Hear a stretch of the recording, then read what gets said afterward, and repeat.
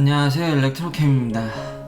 오늘은 댓글에도 많이 남겨주셨던 구독자님들의 요청에 따라서 스페이스X의 이런 파산설, 일론 머스크가 직접 언급을 했죠. 뱅크럽시 될 수 있다고, 이렇게 랩터 엔진이 생산되지 않으면 그 위험성에 대해서 한번 이야기를 해볼까 하고요. 그리고 마이크로소프트 CEO인 사티아 나델라가 주식 한 절반 팔았죠. 많이 팔았는데 왜 대주주가 팔면 안 되냐? CEO가 팔면 좀 팔 수도 있지. 근데 그 위험성과 그리고 이 사티아 나델라의 옵션 패키지라든지 연봉 이런 것들에 대해서, 왜냐면 워낙 일론 머스크에 가려져 가지고 다른 빅테크 그룹의 CEO는 도대체 돈을 얼마 받고 옵션 패키지가 뭐 주식을 얼마 받았는지 그것에 대해서 잠깐 언급을 해볼까 합니다. 또 기술적인 내용도 좀 있고요. 자, 일론 머스크가 직접 이메일로 이제 밝혔더라고요. 이제 인플로이들한테. 그리고 지금 이 위험을 이제 빨리 해결해야 된다. 이게 지금 디제스터다. 난리가 났다라는 거죠. 그 모든 노력을 여기에 이제 투여를 해야 된다. 이제 원인은 랩터 엔진이 이제 생산이 더딘 것 같습니다. 역시 테슬라 모델 3 때도 그렇고 대량 생산은 쉽지 않습니다. 일론 머스크라 할지라도 그렇게 정말 고비에 고비를 넘겨서 대량 생산에 성공했어도 이렇게 주제가 바뀐다든지 아이템이 바뀐다든지 쉽지 않습니다. 정말로. 그리고 이게 좀 심각해 보이는 이유는 요 대량 생산이 잘 안 되니까 일단 VP가 옷을 벗었고요. 그 아마 밑에 계신 분 같은데 시니어 디렉터, 그러니까 두 분이나 그 임원급 두 분이 이것 때문에 나갔습니다. 회사를. 그렇기 때문에 전문가들이지 않습니까? 근데 포기하고 나갔다. 이게 쉽지 않은 문제인 것 같긴 합니다. 일단 결론부터 얘기하면 단기적으로 그래서 문제가 있냐? 글쎄요, 별 문제는 없어 보일 것 같긴 합니다. 일론 머스크 재산이 워낙 많아서, 그리고 지금 여러 기사들에서 이것 때문에 그래서 주식을 판 거 아니냐라는 얘기가 굉장히 많습니다. 그러니까 자금 수요를 위해서. 현재 스페이스X는 적자 구조입니다. 이 기사가 굉장히 잘 나와 있더라고요.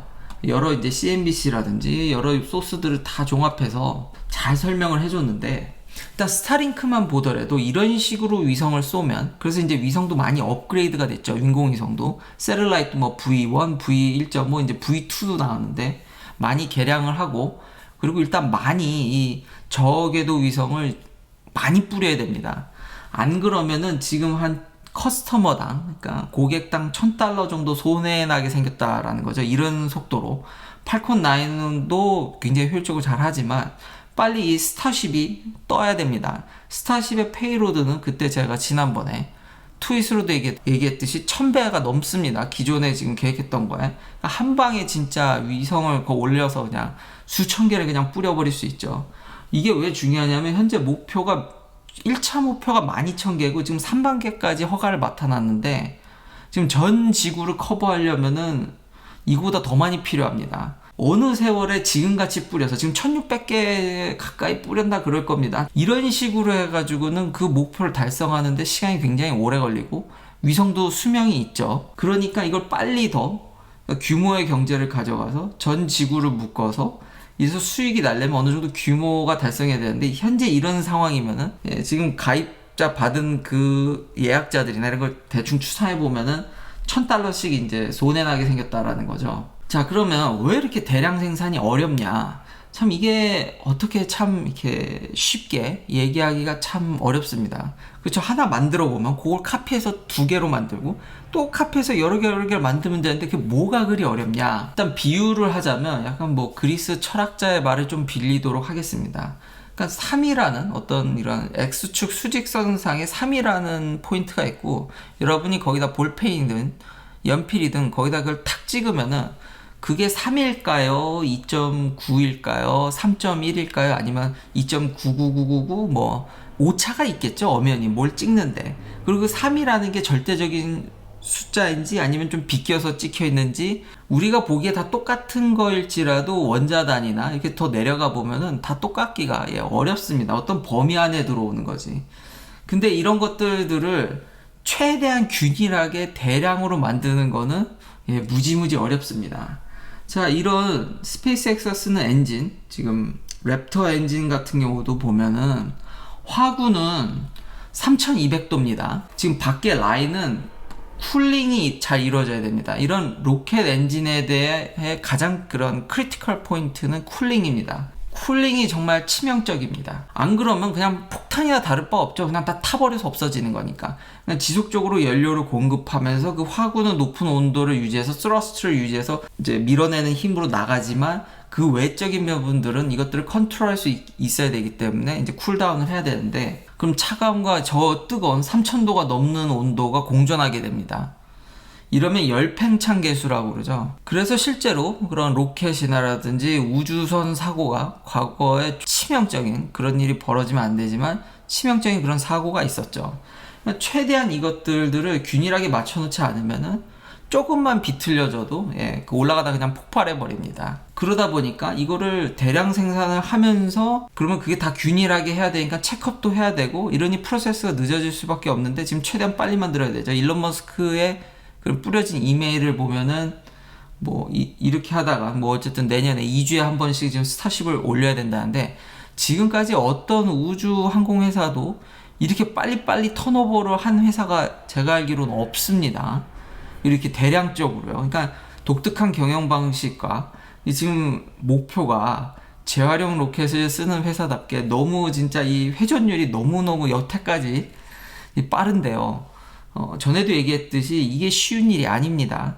그래서 리유저블 로켓을 알면서도 안 쓰고 일회용을 썼던 겁니다. 그걸 받아다가 다시 고치는 게 더 힘들었기 때문에. 이런 극한의 상황에 지금 놓여져 있는 그 로켓을, 그것도 엄청 큰 걸 올려야 되기 때문에 이게 쉬운 일이 아니죠. 그러니까 시간만 많으면, 지금까지는 다 그렇게 만들었습니다. 우주 산업이 대략적인 목표를 잡고 이제 만들어서 대충 이제 되겠다 그러면 이제 쏘겠습니다 해서 이제 쏘는 건데, 지금 스페이스X는 그게 아니죠. 준비가 되면 쏘는 게 아니라 아예 목표를 설정하고 지금 그 회전율에 맞춰서 지금 쏘려고 하다 보니까 로켓 조립하는 사람들이나 이런 분들이 정말 하이 테크니션들입니다. 근데 이렇게 빨리빨리 만들기가 쉽지 않죠. 그래서 지금 레딧이라든지 이런 데 읽어보면은 중론이 생산량이 지금 떨어지는 것 같다라는 겁니다. 그래서 좀 로켓의 효율을 떨어뜨리고 좀 디자인도 단순화하고 내구성을 올리는 방향으로 디자인을 바꿔야 되지 않냐, 그런 얘기도 나오고 있고요. 지금 로켓 디자인을 그래서 새로 해야 되는 거 아니냐라는 얘기도 스물스물 나오고 있습니다.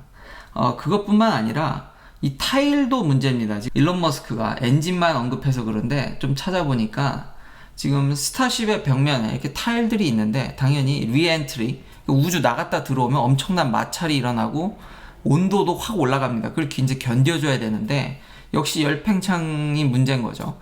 그러면 그 붙여놨던 간격들이 다 이그러지고 이제 박살이 나기 시작하는 거죠. 이것도 너무 쉽게 떨어진답니다. 그러니까 역시 프로토타입을 만드는 것과 그거를 대량으로 만드는 건 너무너무 힘들다. 왜냐면요, 프로토타입은 하나만 만들면 되기 때문에 여러 개 만들어서 되는 걸 쓰는 거거든요, 사실.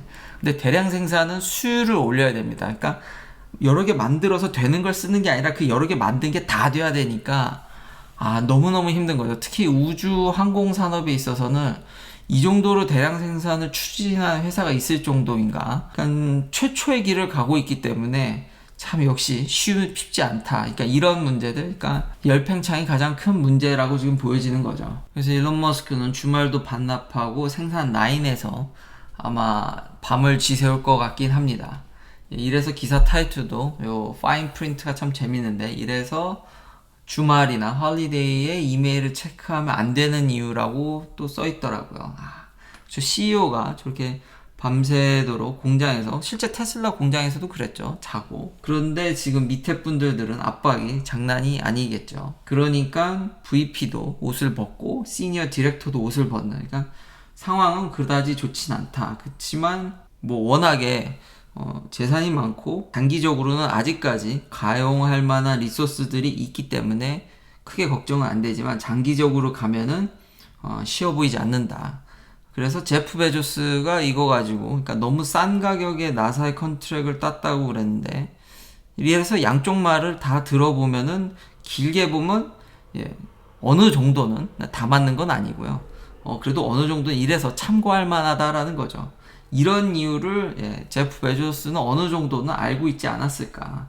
뭐 그래도 워낙 일론 머스크가 지금까지 정말 역경을 잘 헤쳐왔기 때문에 아무쪼록 잘 성공해서 제가 스타링크 신청을 했는데 원래 그것도 올해 안에 받는 거였는데 미뤄졌죠. 지금 칩 쇼리지 때문에 미뤄졌는데 이것 때문에도 더 미뤄질 수도 있겠군요. 아무쪼록 방법을 잘 찾아서 대량 생산에 좀 성공을 했으면 좋겠습니다. 네, 로켓 엔진은 정교하고 아무리 단순하게 만들어도 여전히 복잡하기 때문에 역시 양산은 쉬워 보이진 않습니다. 그래도 아직까지는 너무 걱정할 필요는 없을 것 같긴 합니다. 현실적으로 지금 이게 상장된 회사가 아니고 뭐 일반 분들이 갖고 있지는 않기 때문에 뭐 직접적인 뭐 타격은 없겠으나 자꾸 테슬라 주식을 팔아서 만약에 진짜 이게 밝혀지고 그 자금이 스페이스X로 왕창 흘러가고 또 안 되고 또 팔아서 또 흘러가는 이런 구조가 계속 고착화되면 그건 또 문제가 될 수 있겠죠. 그래서 추후 이렇게 지켜보면서 업데이트를 하도록 하겠습니다.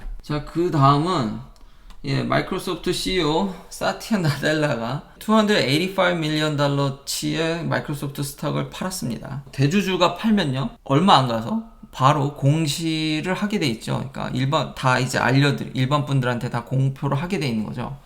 왜 그러냐면 제가 백날 공부를 한들 테슬라에 대한 어떤 내부 사정, 어떤 방향, 이야기들 이걸 제가 일론 머스크보다 더 잘할 수 있을까요? 제가 일론 머스크 발끝에 때만큼도 모를걸요? 모든 중요한 결정 권한은 CEO를 통해서 들어가게 됩니다. 근데 그걸 아는 사람이 지금 회사 사정을 빤히 모두 속속들이 아는 사람이 주식을 판다. 그 얘기는 주식이 떨어진다는 얘기 아닙니까? 그래서 대주주라든지 크게 이제 갖고 있는 사람들 회사의 사정을 잘 알만한 그러니까 대주주가 아니더라도 보드 멤버라든지 의사결정권자들은 주식의 그런 매매가 제한되어 있죠. 아니면 다 투명하게 오픈을 해야 됩니다. 그래서 대주주나 그런 사람들이 파는 게 치명적인 겁니다. 한국에서도 그런 케이스들 이것을 통해서 이제 약간의 어떤 주식 사기라고 해야 되나요? 그런 케이스들이 굉장히 많죠. 그래서 대주주가 팔면 눈이 돌아갈 수밖에 없는 겁니다.